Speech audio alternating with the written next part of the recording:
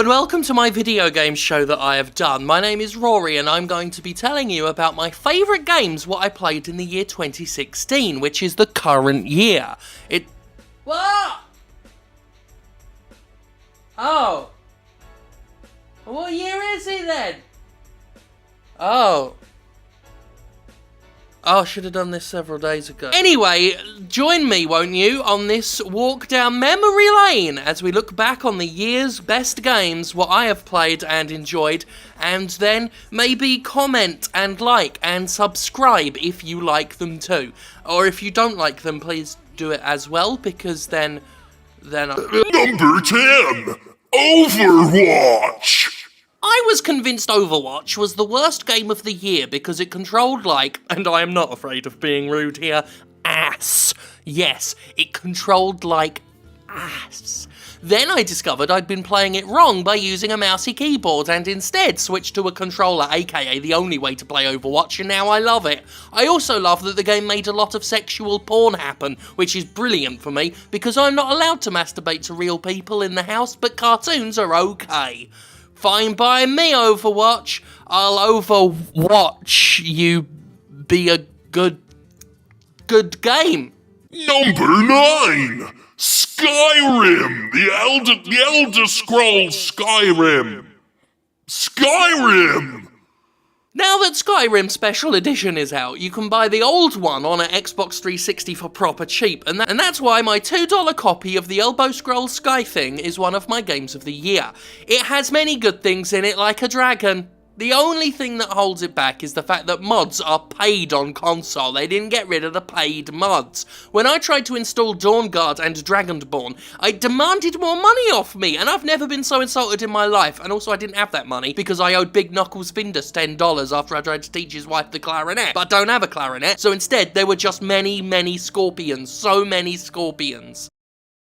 My life coach, who was not assigned to me by the state, suggested I do something about my anger issues so that I'd stop throwing handfuls of insects at my mum. And my life coach thinks I need to play less violent video games. And that offended me when they said that, so I tried to shoot him in the head and reload my save, but then I remembered I was in real life, and you can't just shoot people in real, because you can't afford a gun. Anyway, after much consideration, I took my life coach's advice and decided to play calming games that don't excite me too much, because apparently I get agitated and that's when people bleed. No Man's Sky is one of my games of the year because the complete lack of anything to do means I don't get overstimulated and start threatening people with a pencil. It's like taking a sedative, except the chances of me getting hooked on No Man's Sky are basically zero. Oh yeah. Number 8, No Man's Sky! Number 7,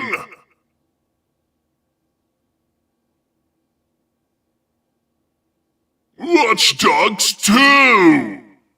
I have a dream at night about horses biting my face. Number 6, Titanfall 2! I've not actually played Titanfall 2, but I've seen my brother play it once and it looked well cool. I liked how it had some robots in it and also guns for killing, like when you see a guy with a gun and you kill them with your gun so they can't kill you with their gun. That seems to be all there is in the game, just a lot of robots and guns. But those are both cool things, so that probably means it's really good, the game. And so it's got a Game of the Year award for whatever last year was. What was it? Huh? 2016. 2016. I don't know, when was 9/11? Number something, Pokémon Go! Because there's this thing on my ankle, I can't play Pokemon Go properly, but I do enjoy playing it at home, waiting for the purple rats to come near my house so I can get them. It's very similar to a game I play in real life, except those rats aren't purple. You can't really get them. They're literally inside my house, and they can bite through solid bone. We've had a man round with some spray to try and stop the rats, but they overpowered him, and now he's part of the house now. And sometimes you hear him crying in the night times, accompanied by what sounds like rats laughing with a human laugh, but you know, all rat-like instead of human-like. In conclusion, Pokemon Go is a good game about rats, but rats in real life are dangerous and stink of piss because they come out the corner I do my nighttime wheezing. I was convinced Overwatch was the worst game of the year because it controlled like, and I'm not being afraid to be rude here, ass. Yes, it controlled like ass. Then I discovered I'd been playing it wrong by using a mouse keyboard, and instead switched to controller, aka the only way to play Overwatch now. I love it. I also love that the game made a lot of sexual porn happen, which is brilliant for me, because I'm not allowed to masturbate to real people in the house, but cartoons are okay. Number 2, The Last Guardian. When I got out of my head and enjoyed what was on the screen, though, The Last Guardian represented one of the year's best experiences. It's a rare case of creative restraint that simultaneously feels intimate and expansive. Yeah, expansive. It doesn't feel like an adventure game, it feels like an adventure. I'll call special attention to Trico, the massive bird cat dog who accompanies you on your trip. Despite the challenges of putting a creature that large in a series... Number 1, Star Wars The Rogue Ones. Maybe the best game I played this year was Rogue One: The Star Wars Story, available exclusively at theatres. I love Star Wars: A Rogue One Story so much because it has AT-AT walkers, and that's what they're called, okay? They're called AT-AT walkers, not AT-AT walkers, like fucking Zsa Brahms likes to say, actually, because that doesn't make sense. That would mean the AT-STs are called ATs, and they're not called ATs, they're called AT-STs, alright? So that follows that AT-ATs are called AT-ATs and not AT-ATs. And this isn't like that GIF versus GIF thing, because nobody pronounced that word gajivus like they should have. So they can go get fucked, and actually, I know Rogue Wars a one-story star isn't actually a video game, but I might get web traffic internet links if I mention it here, so that's why it's my game of the year. I think that's right. I think that's 10. I'm gonna stop now. I'm going now. Bye. Bye. Ah. And that was my top 10 list of my favourite games from 2016. But we have no idea what's in store for us in 2017. Just what will Mass Effect Androgynous be like? Will there be another Call of Duty? And what about Half-Life 3, am I right, guys?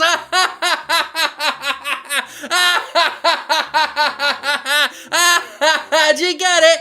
Get Half-Life 3!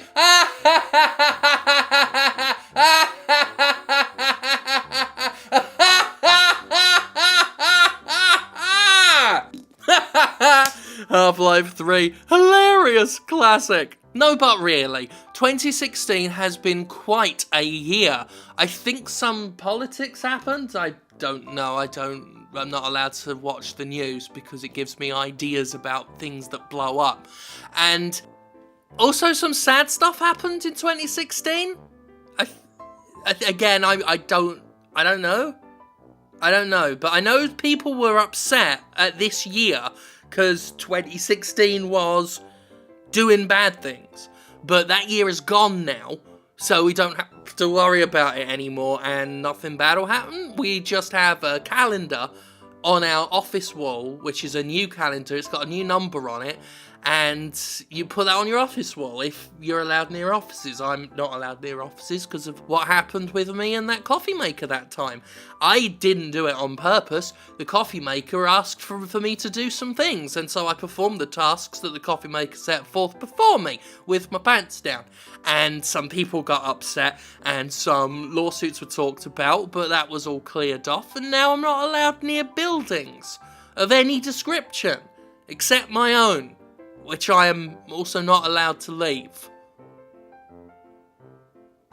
Has Christmas happened? Has Christmas happened?